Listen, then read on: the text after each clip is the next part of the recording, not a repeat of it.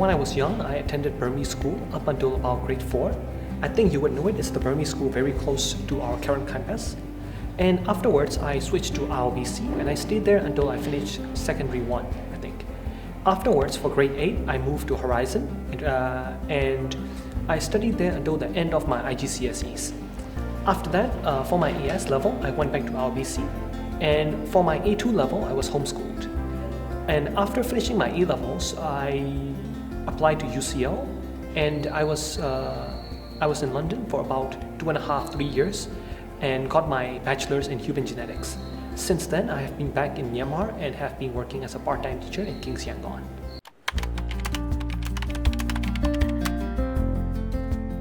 The program I will be studying at Oxford is called MSc, Modeling for Global Health. And the reason I chose that is because of my background in biology. I'm interested in health, I'm interested in statistics, and population health combines both of these. Of course, there is my personal experience as a native of Myanmar as well, and I'm interested in the health challenges faced by this country. And Oxford particularly has a strong presence in Myanmar in the form of Mokru Myanmar, and they also have a strong presence in the Southeast Asia region. So because of that, I was interested in this program and I decided to apply for it.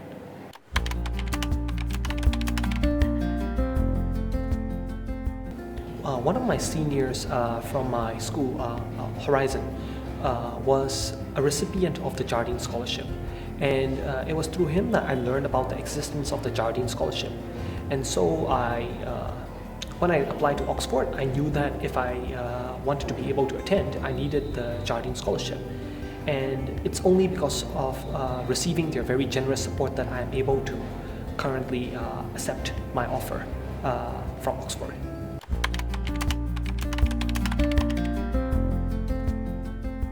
The application process is actually very simple. I applied to Oxford as usual, and after passing the interview and receiving an offer from the college, I was contacted saying that I was eligible for the Jaridines Scholarship and that I needed to fill in some documents and I believe write a short essay or two and send it back. And that's what I did. And after that, the Jaridines committee contacted me, invited me to an interview, and upon passing the interview, I was offered the scholarship. So it's a lot easier because Oxford basically handles most of the complicated things for you.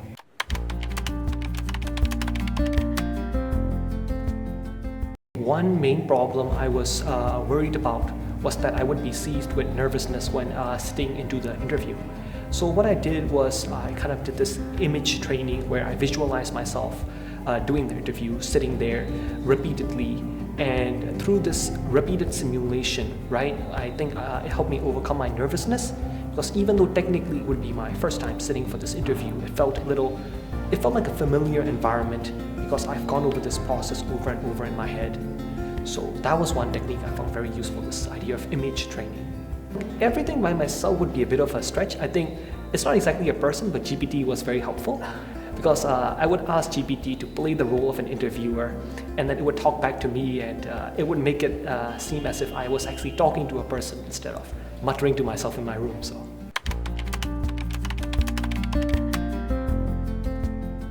Two main people came to mind when you asked me that.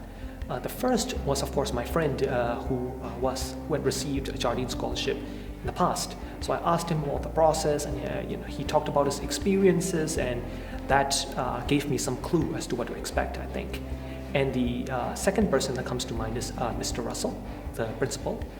He gave me some interesting advice as to applying for this interview. Like, he was telling me, this is about them getting to know you and how exactly my mindset should be going into this interview. And I found that very helpful. So I would say these two were, without these two, I might not have succeeded in getting the scholarship. So I'm very grateful to them.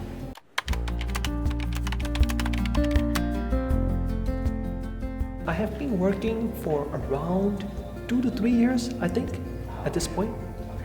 Absolutely.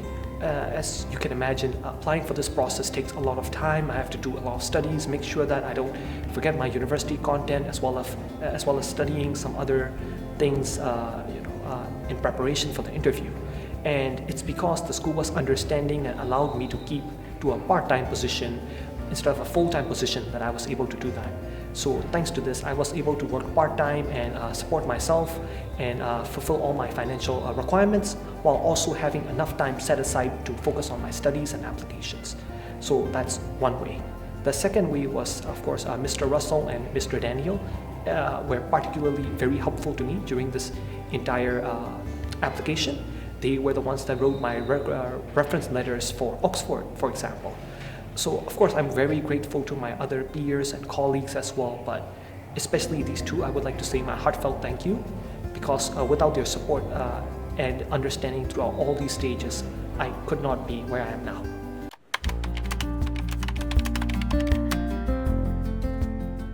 Not just Mr. Russell and Mr. Daniel, everyone has been immensely kind and helpful to me during my time here.